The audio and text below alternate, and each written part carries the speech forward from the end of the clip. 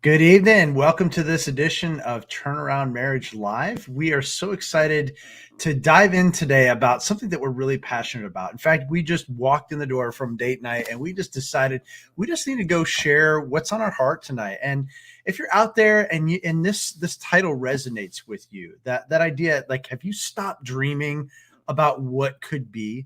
Like, is the best that you hope that it could be is just not fighting? Is it maybe the best that you've hoped it could be is just being able to sit on the couch and watch TV together and there not be an issue? You can agree on the same program to watch. Mm. Like, so often, guys, we see people aiming so low for what marriage could be and what God designed marriage to be. And so, guys, if you're out there and you're just wondering, boy, does this connect with me? Like, and you're thinking, maybe we've not dreamed very high. Maybe it's just been, boy, we just hope to survive and get through the next year or 2 or 5 or whatever it is. This is exactly the place you need to be. Yeah. We don't want you to just survive in your marriage. We do want you to thrive. We are Scott and Rachel. We help committed Christian couples finally end the cycles of conflict and disconnection and reclaim the love, passion, and playfulness that they once had. And if you're watching on Facebook, say hello and give us a thumbs up so we see that you're there. And if you're watching on YouTube, go ahead and subscribe and like so you don't miss any of our content. We want to spend as much time with you as we can. We do want to be a resource to strengthen your Christian marriage. Absolutely. And we do want to give one reminder, again, going on this month is our 3rd annual gratitude challenge. So if you're not in our group already, just search Turnaround Marriage. You're going to find that group and on Facebook, I should say. And every day this month, we are posting day 1, day 2, day 3, corresponding with the day of the month, where you can respond of what you're grateful for right underneath those video/pictures. Mm-hmm. And then at the end of the month, we're going to give a $100 date night gift card giveaway. And so the more gratitude posts that you put in there, one per day, the more of an opportunity you have to win. But regardless, even if you don't win the date night challenge gift card, you're still going to win regardless. It's going to change your heart, change your frequency, change the way you're showing up in your marriage and in life. So yeah, make sure you're doing that. So yeah, let's turn to our subject of today. Yeah. Rachel, as we were talking, tell from your perspective, what do you feel like is the reason so many people get stuck, not even dreaming about what could be? In other words, they're aiming so low in terms of just status quo. I'm hoping we make it to the end of the year. We're hoping till the kids get out of the house. We're hoping till XYZ happens, whatever, retirement comes. Why do you think people forget to dream? It's such a good question. I think it's our same 3 enemies that we've had since the beginning of time. The enemy with a capital E. He's a liar and a deceiver, and his influence in culture and in the world, telling you that marriage is a drag, it's a ball and chain, women are nags, men are stupid, and it's like, oh, we have to put up with them. It's that first lie that's like, did God really say this is good? This is very good. It's not good for man to be alone. It's very good when Adam and Eve came together.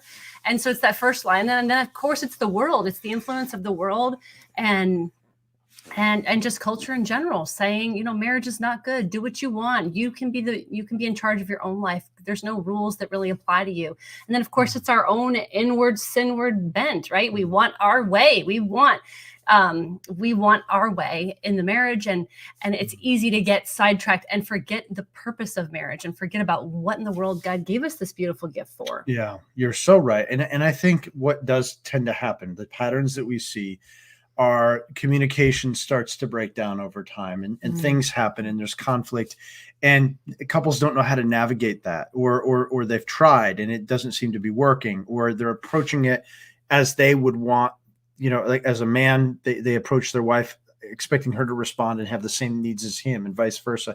And so they get in these patterns and then it seems like nothing could be better. And then they've tried the retreat and they've tried the book and they've tried the Sunday school class and they've tried a little counseling here and there. And it seems to maybe help a little bit. And then they revert right back. And then it begins to feel like this hopeless situation. And that was us in some ways for a number of years. And, I just want to, I feel led just to be real for a moment and just say, I'm amazed. I'm amazed just to consider, my sweetheart, that thinking about where we once were and Yeah. and thinking about where we are now. Like I just think of marriage as such an amazing gift. Yeah. You're such an amazing gift. And Mm. I always knew that, but I forgot it for a while. And we talk a lot about the problems, but I just want to speak about how how amazing God created marriage to be. Mm. In his heart, he made marriage to be such an amazing blessing. I Mhm. mean, physical release, of course, is part of that. Procreation, amazing thing to have kids that come from your marriage. But just the intimacy of connection, to have someone that's by your side, someone that supports you, Mhm. understands you more than anybody else, who has your back when it really feels like it's you and me against the world. I mean, what is that worth? Mm. I wouldn't change it for $1 million. That's so sweet. You're catching him at a sweet moment. But it's so true, honey, because that's the thing. God did give us the gift of marriage, and it's supposed to look like Christ and his church, right? Christ and his beautiful bride. He laid his life down for her, and she is then to there honor him and be under his authority and be under his protection. And it's supposed to be this beautiful thing, and it is a beautiful gift. But sin and selfishness and all these Yeah. things have marred it from what it is, and our culture has lied to us and Oh, no said that doubt. it's not good. But it is a good gift when you can know and be known, when there's a safe place to be able to express how you truly think and how you truly feel, even if the other person doesn't agree, to be able to say, that's really interesting, tell me more, instead of, well, you're stupid, that's an idiotic thing, and how could you believe that? The marriage bed and the marriage itself, the union, it's a beautiful gift from God. And so if you've believed the lies from the enemy that this is as good as it gets, or that this is not a good gift, this is a ball and chain, we're here to tell you it doesn't have to be that way. It really doesn't. And it's You're not so right. about changing your spouse. It's about changing how you guys are showing up and changing the patterns. And we're here to tell you it doesn't have to just be, well, we're not going to fight, because sometimes that's the highest aim, right? It does seem, yeah, there's that. And a lot of times that is what people will say. Like when we have people book a breakthrough call with us, we ask the question, Yeah. what do you dream your marriage could be? And they'll say things like, I just hope it's not fighting anymore. Yeah. Like that's such a low aim, but we get it. We were there once. Yeah. When the bar is down here. Yeah, absolutely. Yeah. But God has in his heart for you, if the marriage isn't what it should be, it's not his fault, right? It's not that marriage isn't a beautiful thing. It's that we haven't been operating that way. And so let's just think about the statistics. Roughly 50% of Christian marriages end in divorce. There's many couples out there just like us that we were committed till death do us part, even if it was going to be miserable. And of those that are still married, 95% of them are not good marriages. They're not happy. They're not Yeah. not fulfilled in that commitment. Yeah. It's such a small portion. And then when you go to like the second marriages, it's like 67% of second marriages are likely to fail. And then the percentage goes up even higher Right. on your third marriage. And we're not here to say marriage is easy, but anything good is never easy, right? It's the hard things in life are almost always the good things. It's almost always the chances to grow. It's almost always the opportunities for self-discovery and growth and connection. So yeah, and one of the things that we do hear quite a bit is, and I'd say a third of the people that we talk to would say something to this effect. Well, I'm not the same person as I was when we first got married, or she has changed a lot, that type of thing. Right. And I'm thinking in the back of my mind, I sometimes say it, I don't always say it, but I'm thinking in the back of my mind, I hope you've changed. Right. Of course, we're always growing. We're always ideally getting better. We're all changing. And that's exactly what marriage is supposed to be, a place where you can grow. I mean, oh my goodness, I looked at the pictures of us when we got married when we were kids. We look like kids because we've changed so much from them. From them, yes, different people from then also. And so that's exactly the way God made marriage to be, is that you're evolving together, that you're growing together, that you're not staying the same, that you're growing in Christ, you're growing as a person, but also your marriage is. That's the way he designed it. Yeah. And if it's not that, it's not because of him. It's because you got the way that you're showing up in life, the way that you're showing up in your marriage. And we're here to tell you guys, we've lived it. Just because it hasn't been good doesn't mean that it can't be good, that it can't be good again. How do you do it? The key thing is you get an alignment with the way God designed marriage to be. It sounds simple, and it's a little harder to get there than it sounds. We get that. But that's exactly the way God designed it. Yeah, it is. We're just here to say, if your hopes and dreams for your marriage are just to survive, just to make it until you're empty nesters, just make it until you retire and make it to the weekend even. We're here to tell you, like, your bar is set too low. And we understand that when life happens and when there's disappointments and there's moves and job changes, job losses, illness, sickness, disability, the loss of a child, like there's really hard things, the loss of a parent or being stuck in the middle where you're caring for your parents and for your young children at the same time. Like, we understand there are so many things. People are working so many crazy hours and shifts, and the stress of the world and the chaos in the world politically and in the world at large. There's so much, right? There's so much. But for the believer, our marriage should reflect how it is between Christ and his church, right? He is so patient with her. He is so loving to her. He is so willing to go after her when she's wayward, right? And so I'm here to tell you, for you men, if your wives are wandering away, if they've lost interest in you, pursue her the way Christ pursues his church. And understand that your hopes and dreams for your marriage, if they've been dashed and if they've been broken, I'm here to tell you to start daring to believe again, daring to dream again, daring to hope again that it could be better than this, because it can.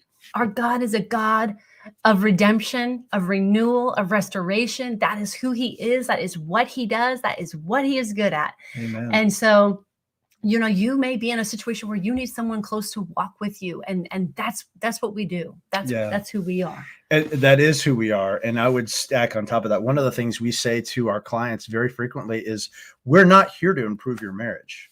Yeah. If you've come to us and things are not the way that they should be, this is why a lot of books, a lot of resources do not work, because people come to those resources and they're like, okay, how can we improve things a little? The problem is they're not aiming in alignment with God's best for their marriage anymore. Yeah. That's the problem. And so what we do is, when we're a good fit with a couple and we walk with them, we say, we're not here to improve the marriage. We're here to transform it with God's grace, with God's help. Absolutely. Because we didn't need a little of improvement. A little improvement sucked. Yeah. It did. It sucked. We needed a transformation. And that's exactly what we do with couples today. And it's a joy to do that. So, And that's the power of transformational coaching. Yes. That's the thing. Yes. Transformational coaching is all about getting you from where you are to your dream. It's not about rehashing the past and revisiting every little thing. It's about creating new pathways, new possibilities, new habits, new attitudes, new beliefs to get you in alignment with where you want to go. But to do that, you have to have a dream that's big enough, a big enough why, a big enough drive to say, yes, that's what I want. That's the God-honoring marriage that I want. Yeah. And so, we're here to tell you, like, we're walking proof of the grace of the gospel and the power of transformational coaching and the power of the gospel in your marriage. And what does the Bible tell us about vision? Oh yeah, without a vision, the people perish, right? God says. So you've got to be able to see something better. Any architect has to have a beautiful picture of what they want in their mind before they can draw the blueprint, before they can start to build the plan, before they can make something beautiful happen. And if we're just aiming for, well, let's just throw a shack together and maybe get some shelter, that's all you're going to get. But there's so much more in God's heart for you. It is a reflection of the church and of how he has loved us with such an amazing love. Yeah. And for you ladies out there, if your husbands haven't loved you that way, come under his leadership, come under the safety of and love him the way that we love Christ, and see what happens as your husband could possibly be transformed. And if you're out there and you're saying, I need help, I can't even dream, Get on a Right. breakthrough call with us. That's what we offer. We offer a free call to help you see what's not been working in your marriage. And then also, what do you dream it could be? We've got to have a dream. We've got to have a vision for something better, an aim for something else. And then we can help you create a strategy to get there. And if we can help you, we'll lay that out. And if not, we'll point you in the best direction of what will serve you. Our goal is to help you do what's best for you. And so either way, you're going to get massive clarity. So Scott and I do those calls with potential people and just as a way to serve you. And you may want our help. And so we offer that as well. Yeah. So you do that, go to turnaroundmarriage.com/call. And we'll jump on that call. You pick a time, fill out a short questionnaire. We jump on that call and serve you to the best of our ability. But guys, just to sum up, I would ask you this question. Where are you aiming? Where is your marriage aimed? Where is it? What direction is it going in? Where is it headed? And if it's not something more than bonbons on the couch, and that's the best that it could be, then we encourage you guys that let's have a different perspective on things. So guys, we wish you all the best. We hope you have a great night. And you can, again, book that free call at turnaroundmarriage.com/call. God bless you guys. And we'll see you on our gratitude challenge. Absolutely. So talk to you soon.